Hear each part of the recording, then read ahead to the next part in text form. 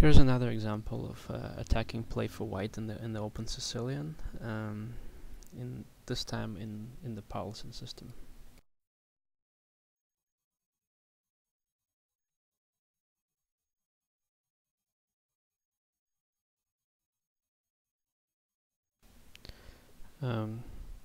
My opponent usually does not play this system, so I was a bit surprised when he played knight g2 e7, and he himself was later regretting having chosen this variation.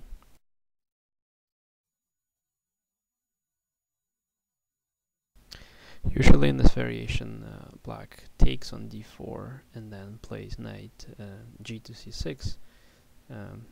This way he sort of frees up the position a little bit and is able to finish development of the king side. But in this game, black played a few moves on the queen side first, and this allowed me to avoid the exchange of knights on d4.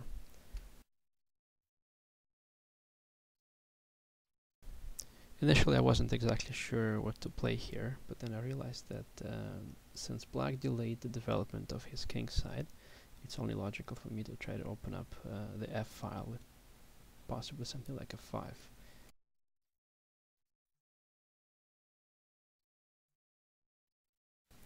This is a very unusual move, but the idea is basically just to put some more pressure on f7 and to better prepare f5, because then if the knight jumps to e5, I will be already in a position to capture on e6, and possibly it would be important that the f pawn on f7 is pinned.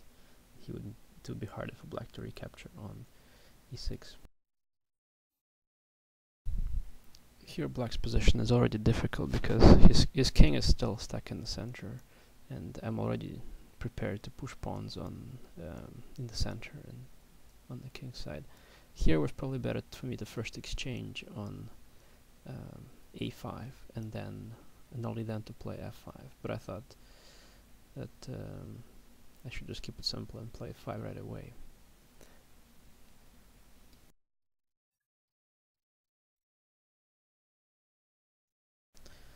This move e takes f5 is a serious strategic concession because it weakens the d5 square, and it's possible that my knight would jump to d5 and then sort of terrorize the black position from that outpost. And with e takes f5, black also opens up the f file for my rook. Instead of e takes f5, it was probably more resilient to play something like knight c4, trying to keep the position a bit more closed for now. In this kind of position, it's very important to activate your pieces as soon as possible, and it's less important to immediately recapture the pawn on f5, even if it opens up the f file or creates more threats. With knight to d5, I'm threatening bishop b6 and knight c7, then it's not good for black to take either, because then the queen would come to d5 from where it would attack both f7 and a8, the rook on a8. So at this point I would say black is pretty much scrambling to survive. This position is probably already lost, all because his king is still in the center and white's pieces are very, very active. This was probably generally caused by the slow play in the opening, and knight g to e7 then to g6 just cost black a bit too much time, and his king never got developed. All the play on the queen side hasn't really generated enough pressure, and it was just generally not helping black to finish development.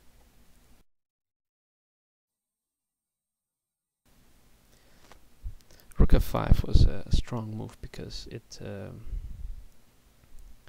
creates threats against f7, and it also has the idea of exchange sacrifice on e5, because the knight on e5 is the only active piece that black has, and it doesn't really matter how much the exchange is worth or what the material is. It's much more important to destroy the only defender in black's position, and that's really the idea behind rook f5.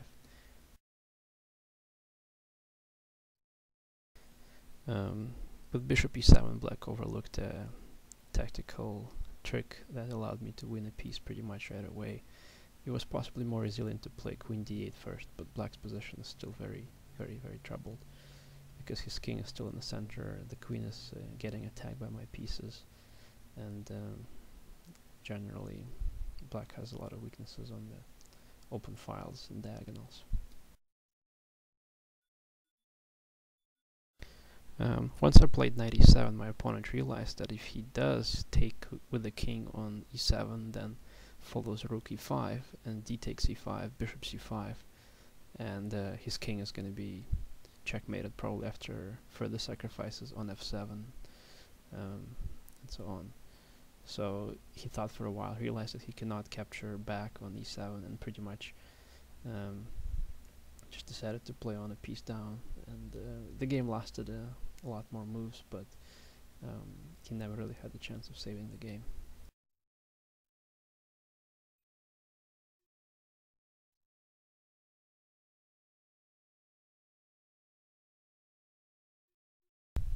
Again here, white is completely winning, but the game lasted quite a bit longer. But there's completely no counterplay. White is just up a piece and is winning very comfortably.